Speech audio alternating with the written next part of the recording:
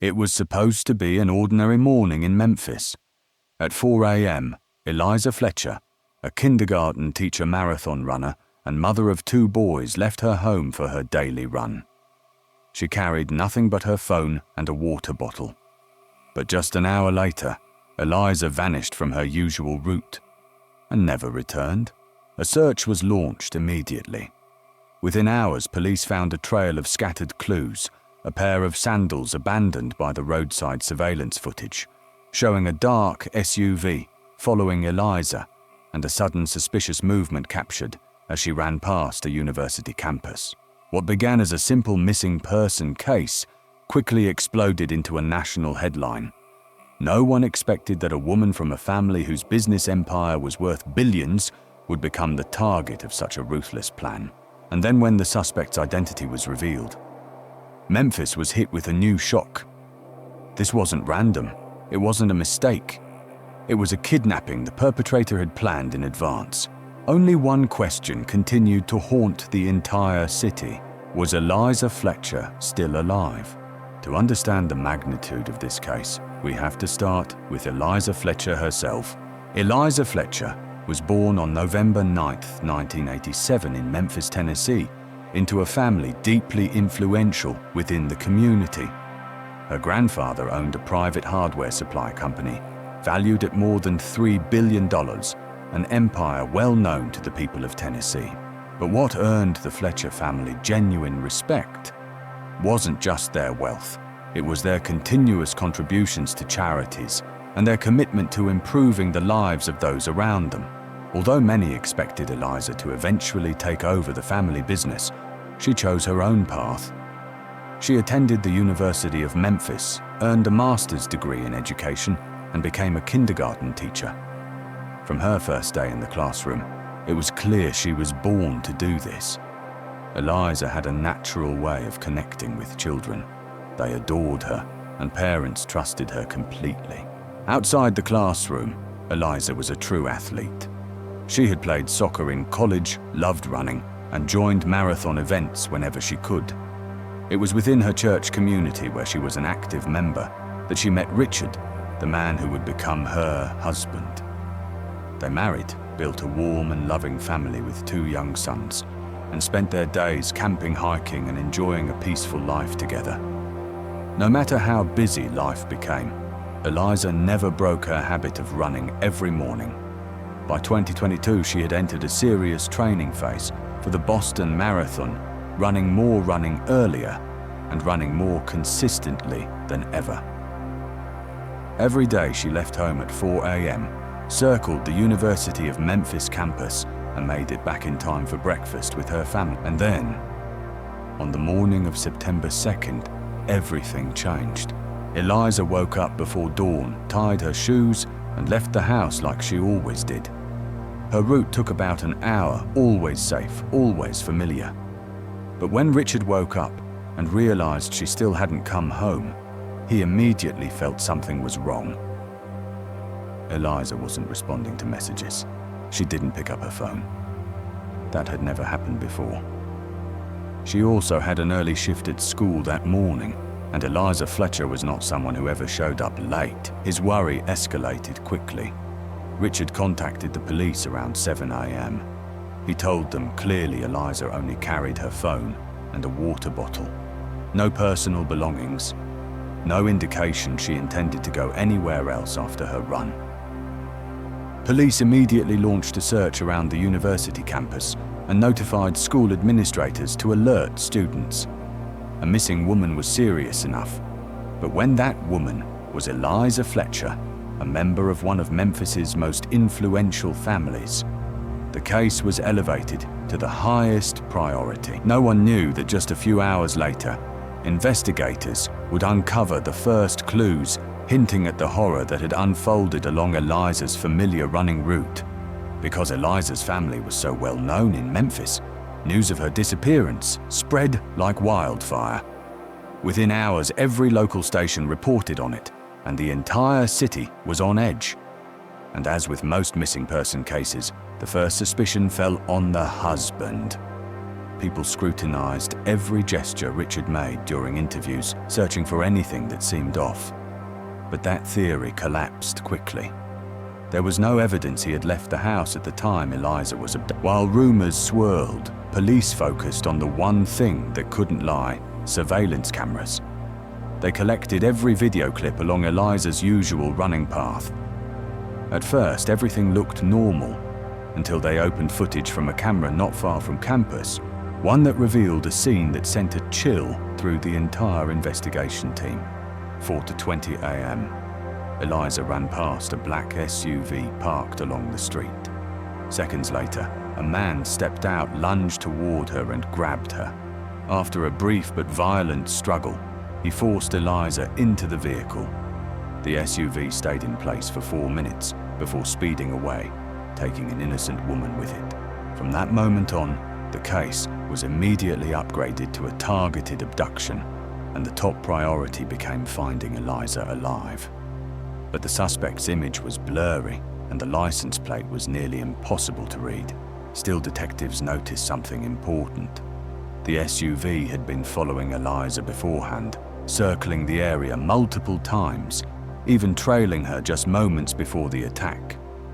This wasn't impulsive. This was an ambush. Police released the footage, hoping the public would recognize the vehicle. They identified it as a distinctive SUV model, with a broken tail light, a detail that could narrow down the search. But the suspect had vanished without a trace, until a passerby accidentally found another clue. That morning, about 7 miles from the abduction site, the person spotted a water bottle and a cell phone lying in the grass by the roadside. When they turned the items over to police, it took hours to confirm the phone belonged to Eliza. It was clear the kidnapper had thrown it out of the vehicle while fleeing.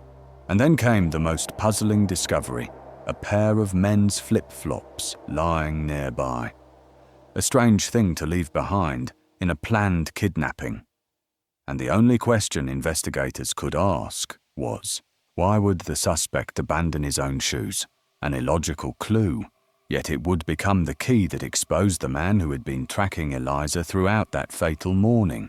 One theory emerged: the flip-flops might have been stained with blood, and he was trying to eliminate anything that could incriminate him. That suggested something else. If he fled barefoot, those sandals might contain his DNA. Police immediately sent the flip-flops to the lab, while they continued to grid search the surrounding area. The discovery helped investigators map out the suspect's route, even if it didn't produce an immediate breakthrough. Hours of tense waiting passed before the lab finally called. Specialists had successfully extracted DNA from the flip-flops, and it matched a profile in the FBI database. The sample belonged to a 38-year-old man, Cleotha Abston, a repeat offender with an extensive criminal record. The detectives immediately shifted all their attention to tracking him down. The next morning, they spotted Cleotha driving. He tried to speed away, then darted into his brother's apartment to hide. But officers quickly closed in and arrested him on the spot. Inside the interrogation room, Cleotha denied everything. He claimed he had no idea why he was being detained. But when detectives spoke with his brother, their suspicions only grew. The brother said that on the very morning of the abduction, Cleotha showed up, tossed his clothes into the washing machine, and started scrubbing down his car, acting as if he were trying to erase something behavior that was deeply unusual. Police immediately requested a search warrant. The brother's apartment yielded no evidence related to the kidnapping, but the brother himself was arrested on drug and weapons charges. Meanwhile, forensic technicians discovered blood inside Cleotha's vehicle, and testing confirmed it belonged to Eliza. Even as the evidence closed in on him, Cleotha continued to insist he was innocent, refusing to reveal anything about what had happened to Eliza. Detectives still hoped she was alive, though. That hope faded with each passing hour. The search continued until Monday evening. Then a call came in from a search team. They had found a woman's body in tall grass on an abandoned lot only a few hundred yards from where Eliza's phone had been discovered. Investigators were almost certain it was her, but they had to wait until the next day for official confirmation. When the medical examiner finalized the report, the truth shook the entire city. The victim had multiple abrasions, and the cause of death was ruled a gunshot wound to the head. When her body was found, Eliza's running shorts were missing. Although police later recovered them in a nearby trash bin, they never publicly confirmed whether a sexual assault had occurred. Meanwhile, Cleotha Abston, the man in custody, continued to deny any involvement. But despite his denials, the evidence against him grew unmistakable. Abston was quickly charged with first-degree murder. As the news spread, Memphis was consumed by grief and anger, and that anger only intensified when Abston's extensive criminal history came to light. Abston had been entangled in crime since age 11. Between the ages of 11 and 16, he was arrested 16 times for offenses ranging from theft and unlawful possession of a weapon to assault and gang activity. At 16, he was arrested for sexually assaulting a man and spent 6 months in juvenile detention before being released back into his mother's care. But just 2 weeks after his release, he committed an even more serious crime. He kidnapped a well-known attorney at gunpoint, forced the victim into a car, and drove around looking for ATMs. When the man managed to call for help, Abston was tackled and arrested, despite being only 16 years old at the time. Because of the severity of the crime, Abston was tried as an adult and sentenced to 24 years in prison. He served 20 years before being released early in November 2020. If he had served his full sentence, Eliza would have never crossed paths with this predator.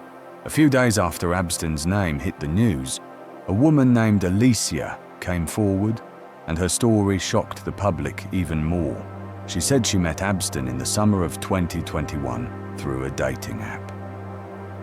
After a few weeks of chatting, he asked her to meet up and sent her the address where she could pick him up. But when Eliza walked into the apartment he directed her to, she immediately sensed something was wrong. The place was completely abandoned. Nothing about it resembled a home. And later, police confirmed that this was the very area where Eliza's body would eventually be found. As soon as Eliza stepped in, Abston pulled out a gun, forced her back into her car, and assaulted her right there. At that time, Eliza was 4 months pregnant. She begged him to stop, but it didn't matter. After the attack, Abston walked away, and Eliza drove herself to the hospital to report the assault. Forensics collected DNA, and she provided everything from his dating profile, his name, photos, phone number, all of which matched. And when this story came to light, the entire city of Memphis asked the same painful question. If police had enough information to arrest Abston more than a year earlier, DNA identity photos, phone number, why was he still free to abduct Eliza Fletcher? The response from authorities was almost insulting in its simplicity. Despite having sufficient evidence, police never completed the paperwork, and the DNA collected from Eliza's case wasn't even uploaded into the FBI system until after Eliza was murdered. When the public demanded answers, officials repeated the same excuse: staffing shortages. But for the people of Memphis, this wasn't just a mistake. It was a failure of the system twice. First, when Abston was released 4 years early, and second, when police failed to act on a case that could have put him back behind bars before he had the chance to kill Eliza Fletcher. Seeking justice, Eliza filed a lawsuit against the city, but it was dismissed after Eliza's death. And although Cleo ultimately faced charges for assaulting her, none of it mattered anymore. He had been captured, and prosecutors were now pursuing the death penalty. Still, Cleo denied every allegation, and his family stood firmly by him, his mother even insisting that her son was kind and would never kill anyone. But the truth was far more disturbing. Eliza wasn't his only victim. Just one day before the abduction, Cleo, working a late shift at a movie theatre, stole 2 credit cards from a female employee. Security cameras clearly captured him taking the wallet, and even more striking, he was wearing the same pair of sandals later found near Eliza's phone and water bottle. The woman didn't report the theft in time, and that charge was only added to Cleo's record after Eliza was already gone. In the end, he faced a series of court hearings. In May 2024, Cleo was sentenced to 80 years in prison for the attack on Eliza. Next came the case of Eliza Fletcher. Prosecutors initially sought the death penalty, but after lengthy negotiations, Cleo agreed to plead guilty in exchange for life without parole. In October 2024, the sentence became official. He would spend the rest of his life behind bars with no chance to harm anyone ever again. This case once again exposed how the justice system, through early release and years of delayed action, unintentionally allowed a dangerous man to keep walking free. The warning signs had been there for years, but no one acted decisively. And ultimately, Eliza Fletcher paid the price with her life. After the tragedy, the entire city of Memphis was devastated. To honor her memory, thousands of people gathered to run the same morning route Eliza once took, finishing the path she never had the chance to complete. It wasn't just a run. It was a stark reminder of what happens when cracks in the system are ignored for too long. In the end, the Eliza Fletcher case became more than a conviction or a criminal locked away. It became a wake-up call for the whole country, one overlooked file, one loose link in the chain. And the cost could be a life. And through Eliza's loss, the nation was forced to confront a hard truth: justice cannot afford to arrive late ever again.